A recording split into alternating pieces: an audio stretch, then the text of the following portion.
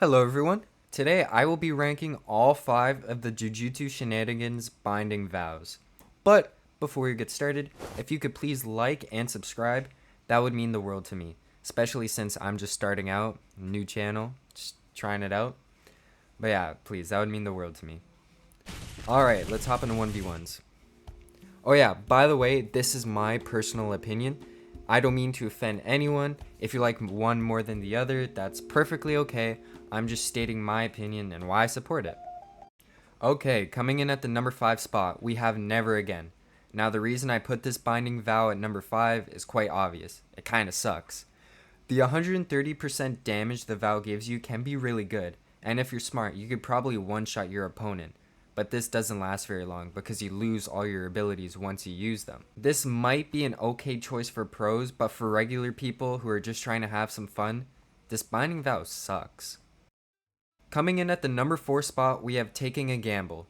This binding vow is very similar to Never Again, but with a smaller twist. You only lose one random move, and your 130% damage drops to 120.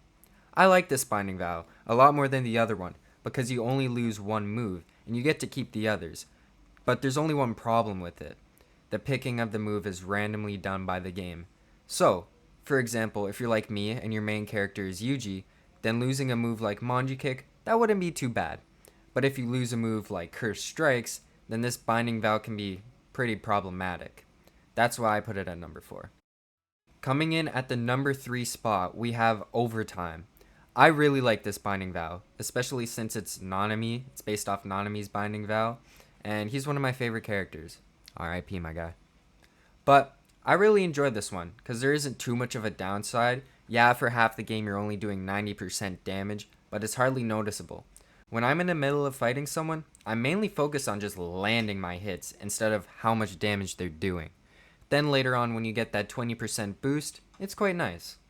Coming in at the number 2 spot, we have True Love. True Love is a very unique binding vow. It's based off of the Yuta and Rika one in Jujutsu Kaisen Volume 0. And it's actually one of my go-tos when playing 1v1s. If you play with this smart, you could win with this binding vow almost every time. Basically, this binding vow gives you more time on your awakening in exchange for one of your lives.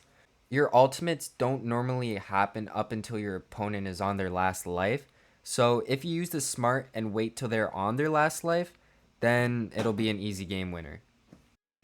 And coming in at number 1 is my personal favorite, and that is Revealing One's Hand. This binding vow has basically no repercussions. You get an extra 10% HP buff, and that's basically it. Yeah, your opponent gets to see your moves when they're ready and when they're not ready, but in reality, everyone's too focused on themselves, making sure they land their hits, how much health you're at. They barely check like what your move timer is at. Is it boring? Yes, but it's simple, straight to the point, and the best pick for noobs, pros, or people just trying to have some fun. Thank you guys so much for watching my first video. If you enjoy content like this, please like and subscribe. It's my first channel. You gotta help me out.